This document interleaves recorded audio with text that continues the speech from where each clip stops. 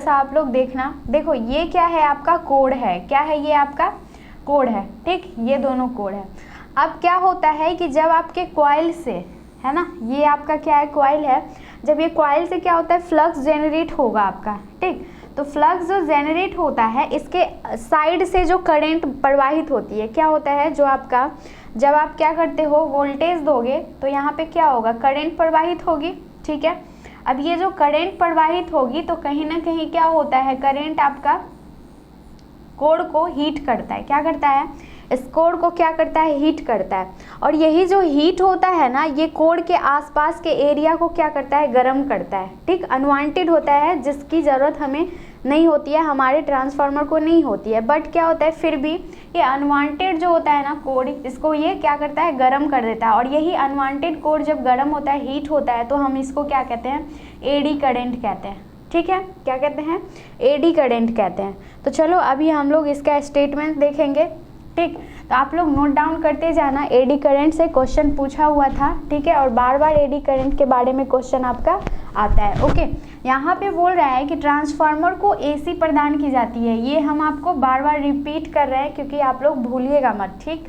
क्या बोल रहा है, ट्रांसफार्मर को एसी प्रदान की जाती है, जिसके कारण, ठीक है, क्या होता है, जिसके कारण कोड में प्रत्यावर्ती चुंबकीय फ्लक्स, मतलब ये क्या हो जाएगा आपका, एसी मैग्नेटिक जो फ्लक्स होता है, क्या होता है, एसी जो मैग्नेटिक फ्लक्स होता है, यानी अल्टरनेटिंग मैग्नेटिक फ्लक्स इसको कहते हैं, ठीक। तो वो उत्पन्न होता है, जो कि आप ये देख सकते हो, ये वाला, ठीक है।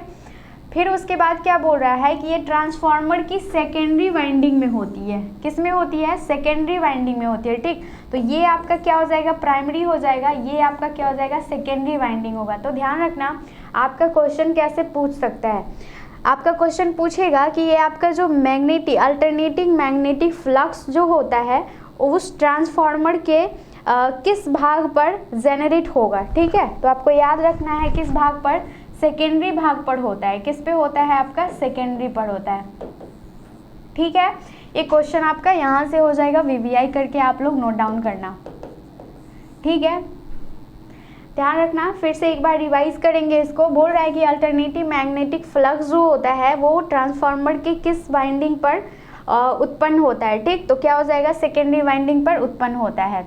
उसके बाद बोल रहा है कि जो सेकेंडरी वाइंडिंग में क्या होता है, वोल्टेज ईएमएफ उत्पन्न करता है। अब यहाँ पे ध्यान देना, जब आपका क्या होता है, अल्टरनेटिंग मैग्नेटिक फ्लक्स जब जेनरेट होता है, किस पर, सेकेंडरी वाइंडिंग पर, ओके। तो सेकेंडरी वाइंडिंग में कौन सा वोल्टेज उत्पन्न होगा आपका, तो ईएमएफ उत्पन्न होगा, ठीक है। कौन सा, ईएमएफ उत्पन्न होगा, ठीक है। कहाँ पे होगा, इसमें होगा ईएमएफ, ओके। ये क्या होगा, ईएमएफ उत्पन्न होगा, समझ आ गया यहाँ तक। नेक्स्ट पॉइंट यहाँ पे बोल रहा है कि यह फ्लक्स जो होता है सेकेंडरी वाइंडिंग के अलावा, ठीक है, जो आपका ये सेकेंडरी वाइंडिंग है, मतलब ये वाला जो पोर्शन है आपका, ठीक है, ये वाला जो आपका पोर्शन है ये सेकेंडरी में आता है। तो जिसमें क्या जनरेट होता है आपका, ईएमएफ जनरेट होता है।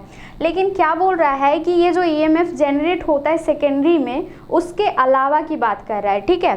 तो ये पोर्शन के अलावा क्या होता है, कुछ अन्य कंडक्टर में, ठीक है, कुछ अन्य जो कंडक्टर होते हैं उसमें अवेलेबल, उसमें भी क्या होता है, थोड़ा सा इफेक्ट पड़ जाता है, ठीक है। जैसे कि अगर इसमें थोड़ा सा कंडक्टर लगाया जाए अलग से, जैसे कि आपका सिलिकॉन और आयरन का होता है, तो इसका जो प्रभाव होता है, तो उसका प्रभाव क्या होता है, थोड़ी सी बाहरी क्षेत्र में जो भी कंडक्टर अगर आपका लगा हुआ है, तो उस कंडक्टर पे क्या होता है, वो इफेक्ट करता है, ठीक है, इफेक्ट करता है।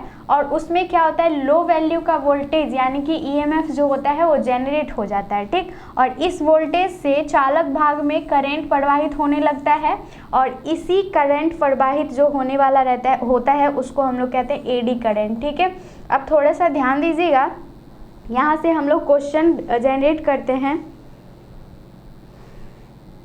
जगमोहन फॉर्म भरने में रोड पर रहे हैं,